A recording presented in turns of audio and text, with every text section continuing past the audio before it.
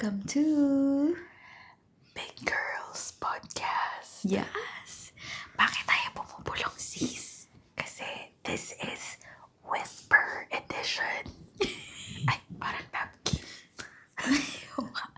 Whisper Edition. So, bubulong lang kami ni sis for this episode. And also, standing podcast. Yes! Standing ovation. Standing and whispering. Yes. It's giving. So, since bumubulong tayo,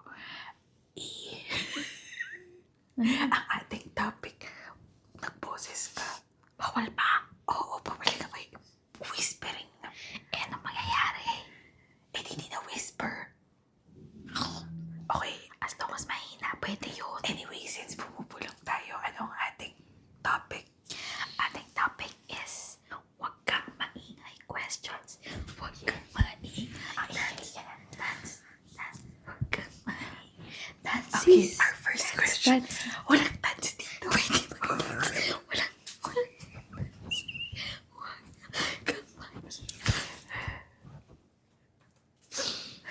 Okay. First question. Huwag ka maingay. Tawa mo sis. Pag ikaw maingay sa paghilig, di kita Okay. talaga. Anong tingin mo?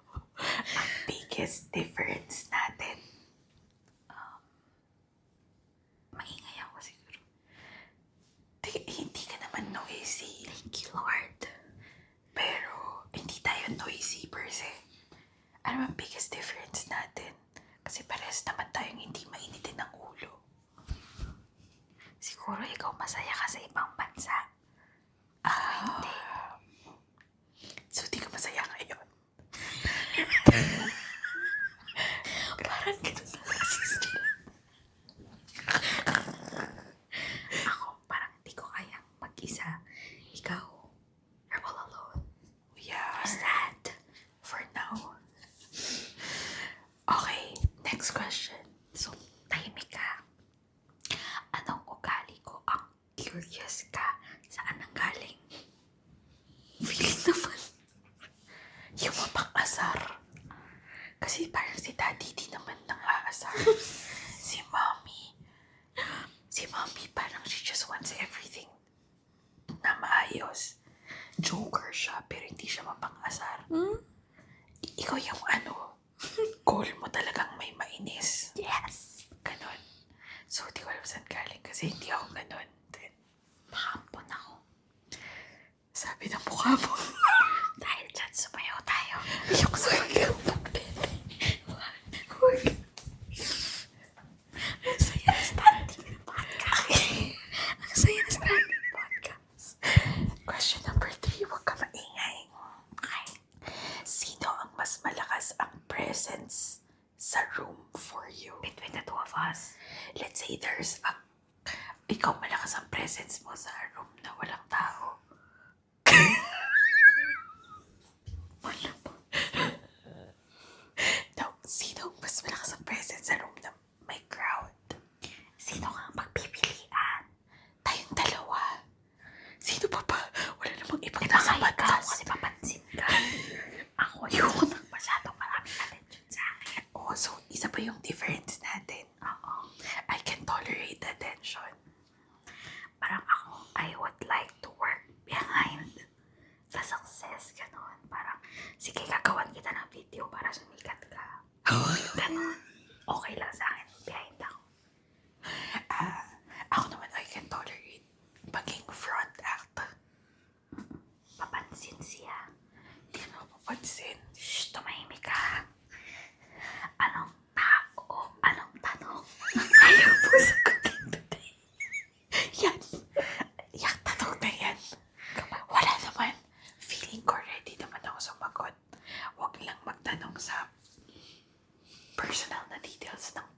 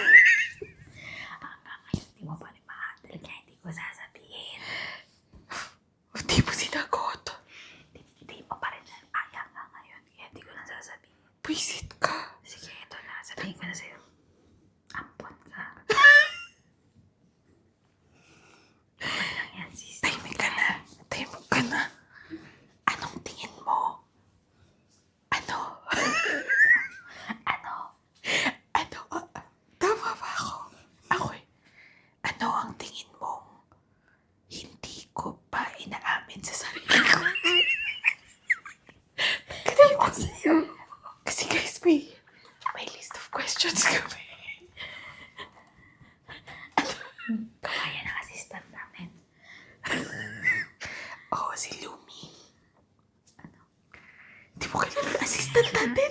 Hindi, ano nga? Anong tingin mo? Hindi ko pa inaamin sa sarili ko.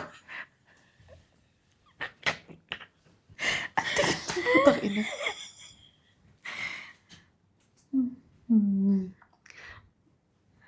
Baka. Maliit talaga dede mo. Diba yun? Okay. Okay. Naliliitan ako sa dede ko sometimes. True naman. Yes. Huwag ka maingay. Anong ginagawa ko na tingin mo na may misunderstood ng ibang tao? Baka asar. It's my love language. Ako nasasagot. Oh, yeah. Love language ko yan, guys. Love you all. Pero, kasi likable naman yung personality Thank you mo. so much. So, Tsaka parang, physical touch. yan na. Ayun. Lagi niya namin misunderstood yung physical touch ko sa kanya. Okay, next. Tumahimik ka. Mawawala yung filter. Anong tanong? Ano? Anong tanong na gusto mong itanong? Pero natakot ka dati. Wala naman. Sure ka? Hindi ako maalala. Kasi siguro, sana sinabi ko na lang yung sagot. Bakit iba tatanong ko pa? Ikaw pa? Pwede ko naman sagutin na lang ng diretso. Parang wala naman. Hindi naman din ako natatakot magtanong. Ako natatakot ako na baka ma-noise cancel lang tayo. Wala lumabas na boses dito, sis. Hindi tayo magna-noise cancel. Okay. Oh, rinig yun. Yung plema mo. Hindi ako ng plema. Ayan, oh. Yung hagok mo rinig yun.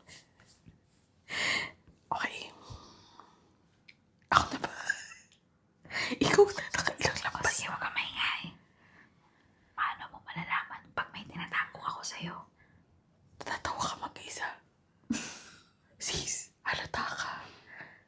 Basta halata ka pag tinataboy mo o kaya natatawa ka mag-isa. Tas, alam mo yung mukha mo na nagmamaang-maangan pero halata. Kitang-kita ko sa mukha mo. Paano? Parang, basta ganun ka. Eh, bakit hindi mo nahulaan yung sa bidet? Kwento mo sa kanila yung bidet. Kasi ganito, hindi kami, medyo high-tech yung shower. Tapos hindi namin alam kung paano buksan. Tapos naligo na siya. Tapos ako naman maliligo. So hindi ko mabuksan yung shower. Sabi ko sa kanya, sis, saan ka naligo? Paano buksan yung shower? Sabi niya, hindi ko alam kung paano buksan yung shower. Wala yatang tubig yun. Sa bidet ka na lang maligo. Sabi ko, sa bidet? Sure ka? Tapos sabi niya, oo, doon lang ako naligo. Tapos, umupo ka sa inidoro. Tapos doon ka mag-anlaw. Sabi niya, ganon. Eh, di ganon yung ginawa ko. Tapos, pagbalik ko dito, sabi niya, joke lang, nakapag-shower ako. Pero hindi naman. Hindi niya alam yung totoo kasi hindi niya ako nakikita.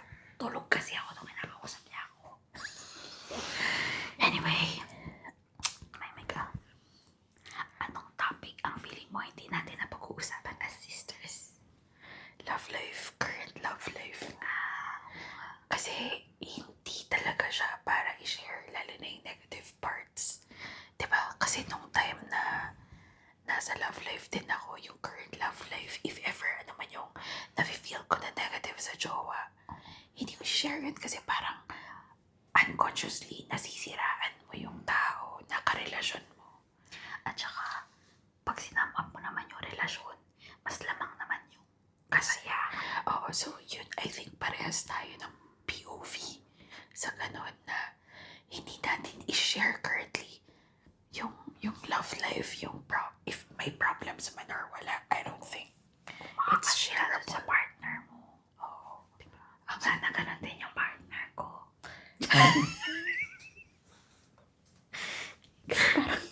Nasisiraan ako. Huwag ka maingay. Okay, anong desisyon ko? Alam ko na to eh. Anong desisyon ko ang pinaka-question mark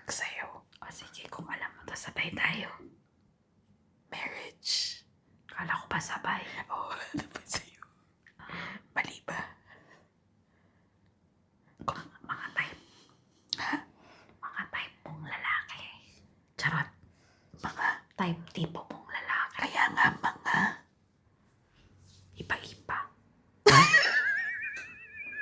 Kasi meron siyang kachami. Kamukha nung tito namin. takay dito. Kinumpare ko kaya yun, di naman. Pagkamukha kasi, automatic. Pag may resemblance sa kamag-anak na turn off ako. Kamukha talaga ng tito namin. Tumahimik ka na. Ikaw na magtanong. Oh, sige. Kailan mo ako hindi naiintindihan? Kapag meron kang mga assumptions, tapos gine-generalize mo na lahat. For example, kumain kami. Sabi niya dun sa tofu, amoy kilikili daw. Tapos simula nun, lahat ng kainin namin na may asim, amoy kilikili daw. Tapos, ako, parang dati niya pa to sinasabi every time lalabas kami or magbe-beach kami.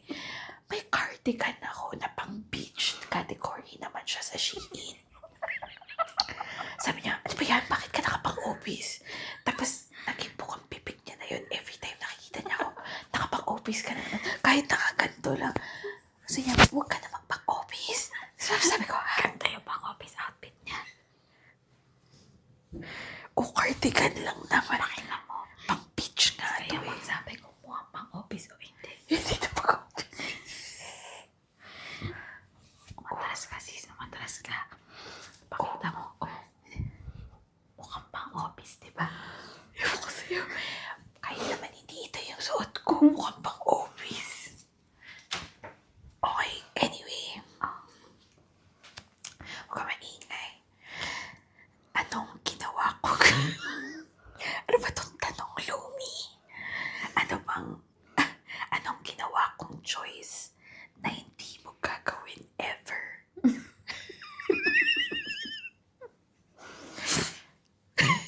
Ano? Siguro, magpakasal ng walang kasamang relatives. Magpa-secret marriage. Okay, yeah, Kasi okay. parang bakit mo tinago? Porque pangit siya, ganon. May jowa pa yata siya. Kaya, wala ko masyado. Hindi, wala. Wala naman kasi masyado. Yung marriage pa lang naman yung nag-feel. Kaya doon lang ako pwede bumawi. Okay, next. Tumahimik ka. Okay. Ano ang tingin mong nagbago sa akin na hindi mo ine-expect? Yung maging close tayo. Hindi tayo close. Nagpa-plastikan lang tayo, sis. Kasi ever since parang magkaaway tayo, hindi ko akalain maging close tayo paglaki. Parang nawalan na nga rin ang pag-asa si Mami. Diba? Parang tanggap niya na hindi tayo close na magkakapatid. Oo. Tapos parang friend kami ni ate, ganun. Oo. Feeling ko na kahit si Mami nagulat. Huwag ka maingay. Ano ba naman to? Anong part ng buhay ko ang curious ka pero hindi mo tinatanong? Ayoko na lang sabihin. Sabi mo na, Wala naman. Kasi open book siya sa akin. So parang alam ko naman na lahat. okay. Tsaka kung hindi niya man sagutin, may sagot na ako sa utak ko kung ano yun. So, akin na lang yung sagot na yun. Baka kontrahin niya pa. Okay. Okay, tumahimik ka. Anong truth ang ready ka nang sabihin sa akin? Wala naman akong false. Ano bang truth? Sobrang tahimik niya. Nag-iisip kasi ako. Hindi ko alam. Parang nasabi ko naman lahat. Wala naman akong tinatago na truth. Kasi alam mo naman nangyayari sa buhay ko eh. Oo, parang open naman siya. Okay, anyway, wag ka maingay. Anong ginawa ko noon na tingin mong questionable ngayon? Parang naman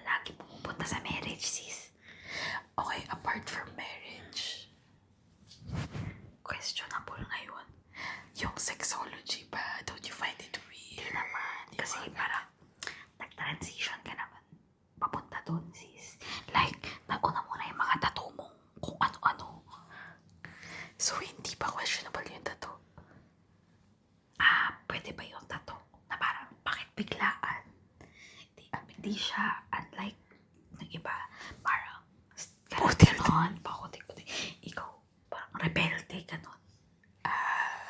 So, is it just because nagre-rebelde ka? Hindi naman. I just wanna feel.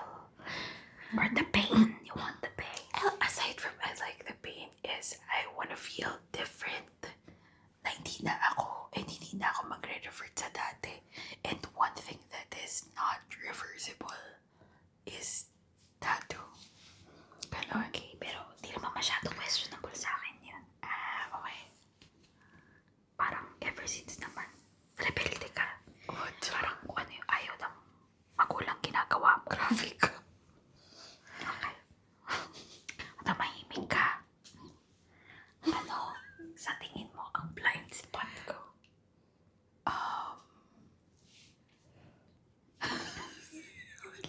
Dito. O dito. I feel like yun nga, pag nag-generalize ka ng description, hindi ko talaga matanggap. Na parang yung perception niya, pag yun na, parang yun na all the way. It can be a blind spot. Hindi ko lang siguro kaya i-describe ng mas malala. Kaya, pag hindi ko gusto, lasang kilikili. Alam mo yung kilikili ka glass. Tapos pag hindi niya gusto yung suot, nakaka-open.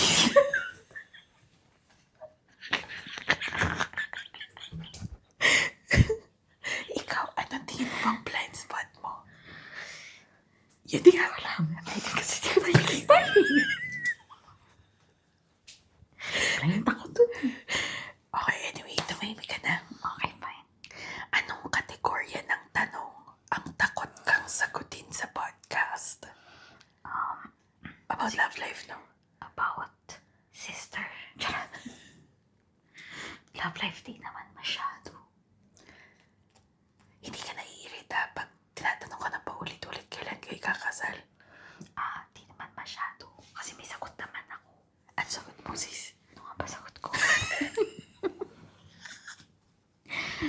Di naman ako nape-pressure kasi nga parang lahat naman ng ka-age ko at kabarkada ko di pa nag-aasawa. Parang FOMO ako. So wala namang pressure. So, peer pressure lang ba ang meron? Baka ganun lang yun. Yung kamag-anak walang bearing. Di ka ba tinatanong na kamag-anak? Wala. Actually, mas yung mga kaedad ko pa yung nagtatanong kaysa sila, Bel. Mas sila pa yung nagtatanong kaysa sa kamag-anak.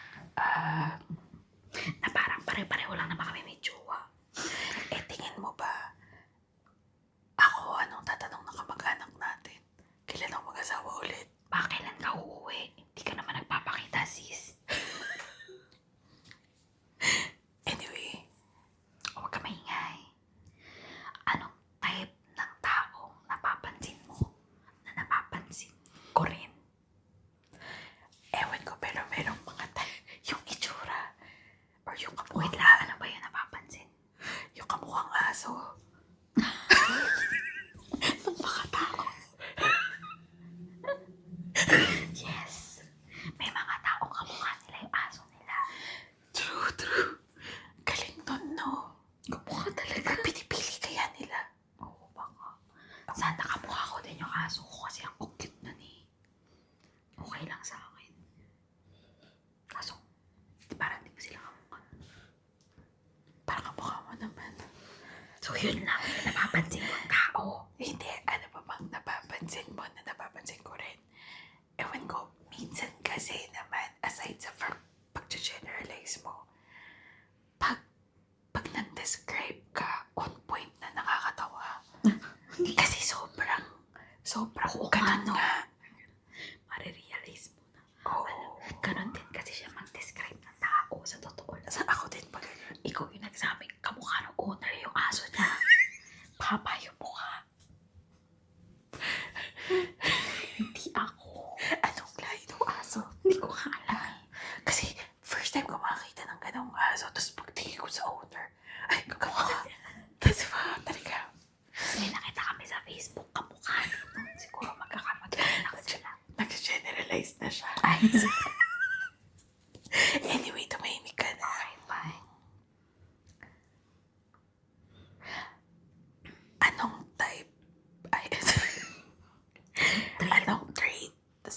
opposite sex.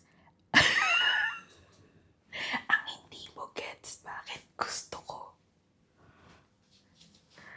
Yung mukhang kilikili. Yung mukhang amoy kilikili, bakit mo nagustuhan? Kasi mabango naman. Boses.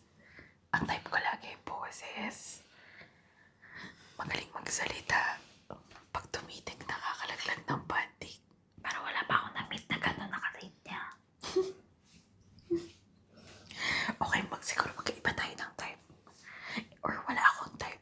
Actually, parang minsan naman yung nagugustuhan mo or yung nakaka-date mo, hindi mo naman talaga type. Diba? True. Na-fall ka lang talaga kasi marupok ka, sis. Okay. Tumahimik ka. Kamaingay. Anong red flag na hindi mo maintindihan? Bakit hindi ko nakita? Ikaw.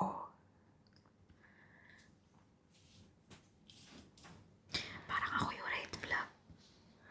Hindi mo pati nila nakita. Kasi parang hirap na hirap siya mag-isip eh. Sige, ako na lang. Parang hindi naman, parang wise ka naman pagdating sa for now.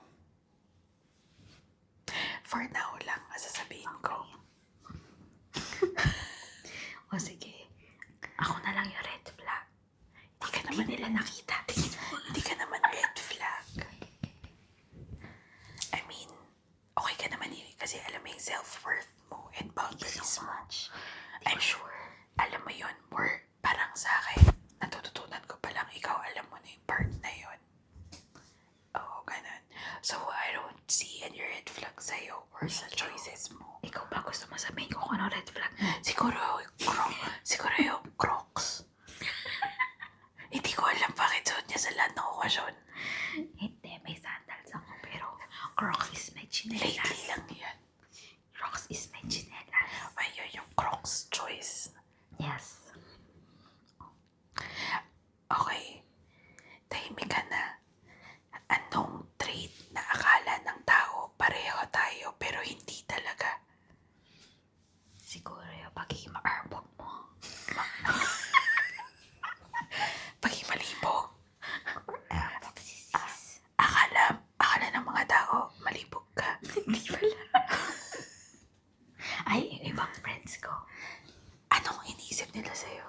Hindi ba? Parang feeling nila kapag may dede, ma-arbog.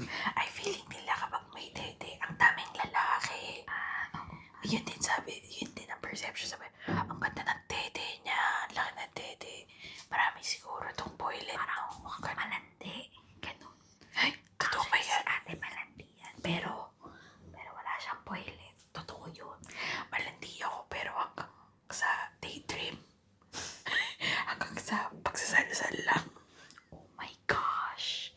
This is rated SPG. Parang ganun. Sisi, edit out ko to kasi baka makita ng mga friends ko na in-invite ko sa Facebook. Matatanda na yun, sis. Invite all mo kasi ang tapat Kaya invite all yun. Baka sabihin nila, oh my gosh. Kamaingay. Okay. Anong tingin mo? Tanong. Ang tingin mo? Ulitin mo, parang ito na yung sagot. Anong tanong ang tingin mo mag-aaway tayo kung sagutin natin ng totoo? Wala. Parang hindi ko nakikitang mag-aaway. Kasi lagi naman tayo nagkakaasaran. Mapang-asar ka talaga eh. Tsaka, pasensyosa na kasi si ate ngayon. Hindi, parang tanggap ko na ikaw. Parang nothing's gonna bother my peace of mind. So, Actually kasi, yung jowa ko, medyo naaano-ano pa siya sa pagiging pang-aasar ko. Pero si ate kasi, tanggap niya na gano'n. oo, parang di na ako naaasar. Kahit wala lang, ang technique lang naman kay Zeke. Huwag pansinin. Or huwag pansinin. Or tulugan mo. Ate, huwag ka matulog. Ang ingay mo matulog. Yun lang yung Palit niya sa akin. naaasar asar siya pag natutulugan siya. Pag natutulog ka, Yun, tas di ka pinapansin kahit anong istorbo mo. sobrang, siguro naaasar ako pag di nga siguro ako. Pag paulit-ulit ako, ate, ano ba? Ba't ka umulit? Kasi focus ka sa mga bagay-bagay, gano'n. Charot, di naman nangyari. Kiwi, nag-isip siya. Kung gano'n ba siya. Okay, anyway, tumahimik ka na. Anong moment natin ang nag-define ng bond natin para sa'yo? Wala naman. Disappointed siya. Gusto niya, purihin ko siya. Hindi yun, moment nga eh. Ano? Feeling ko yung divorce ko. Moment ba yun? Oo, kasi parang hindi siya yung series of moments na lagi kang nandun for me. Yung parang in-ensure mo na hindi ako mag-spiral back. Siguro yung Boracay ba yun? Moment na yun. Pwede. Tapos tinuturuan mo pa ako sumayaw. Kasi sabi niya, ate, makipagtitigan ka kasi ng at least 3 seconds. Tapos nakipagtitigan ako, chantoy yung Iba yun na hook niya. Mukhang hook. Tsaka mukhang kilikili. Tapos, Paano yung sayaw, sis? hindi ko alam. Paano yung di ko naman sayaw sa'yo? Hindi ko naman sinayaw. Tapos, Ganito yung sayaw. Tapos, diba sa club, sasabihin niya, ate, tignan mo yung naka-brown. Ganun dapat sumayaw para sexy. So, ganun ginagawa ko ngayon pag sa gay bar. Visit ka, huwag ka maingay. Anong ginagawa ko na alam mo kailangan mong bantayan ako? Bakit naman?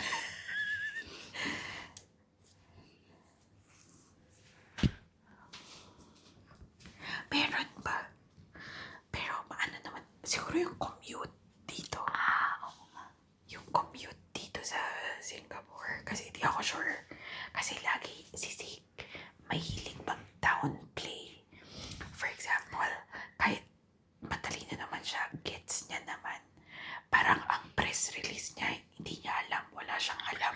Para pag nagawa niya, cool siya. Ganun siya. Parang huli. Parang, wala lang. Hindi ko nga inisip yan pero nagawa ko. Mali ka. Ganun na. Kaya ako nagta-downplay para di mo ko asahan. Ano ba? Para magpakuli. Para may kasama ako lagi. Kaya ako nagta-downplay. Hindi para maging cool. Ano ba? Mapansin. Ang liit na achievement to na. Pero, hindi niya alam. Alam ko naman na alam niya. Alam ko na marunong siya. Alam ko na nag-o-observe siya. So, hindi ako nag-exert masyado ng effort. Basta magbibigay lang ako ng details. Alam ko kaya niya na yun. Kaya pala bilang commute ako kanina. Alam ko kaya mo. Sasabihin pa niya, hindi ako marunong. Hindi ko matandaan. Tapos, nakarating naman. Nakarating naman. Tumahimik ka. Anong role mo sa buhay ko na hindi ko alam? Parang bunsong kapatid mo. Diba? Para kasing mas, for now, kasi ang dami nung sablay ko sa mga desisyon sa buhay. Siya yung carefree sa amin, actually. Oo, parang siya yung mas careful sa decisions. Kasi ayoko magkamali ng mga, parang yahan ko na siya na lang magkamali. Ako kasi, talagang, I deal with it. I let myself fall and then from there, I learn. Yes, you're very bunso nga, no? Yeah. Okay. Anyway, huwag ka na maingay. Okay, fine. How about ikaw? Anong role mo sa buhay ko?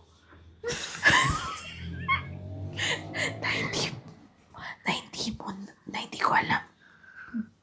Ang gulo, siguro. Sa tahimik mong buhay. Hindi naman ikaw. Okay. Hindi. Anyway, tahimik ka na. Anong gusto mong malaman tungkol sa akin na hindi pa natin napag-usapan ever? Wala. Wala yan. Wala eh. Parang kasi pag may gusto naman ako malaman, sasabihin ko sa kanya. Or nasabi ko na bago niya pa natanong. Yes, di kasi ako mapagtanong pero Hindi siya matanong. ang dami niya sinasabi. Oo. Kahit tulog siya, may mga sinasabi siya kahit tulog siya. So, Totoo ba? nagsasalita siya. So, feeling ko nasabi niya na sa akin. Anyway, yun lang yung questions natin for tonight. And feeling ko, Feeling mo na record ba to? wala. Sana naman, kung naitatap ko na naman to. Hindi mo na kaya itap. Hindi ko kaitap.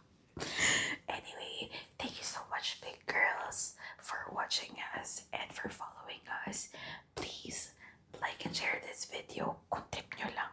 Kung hindi, di wag na. Kami namimilit.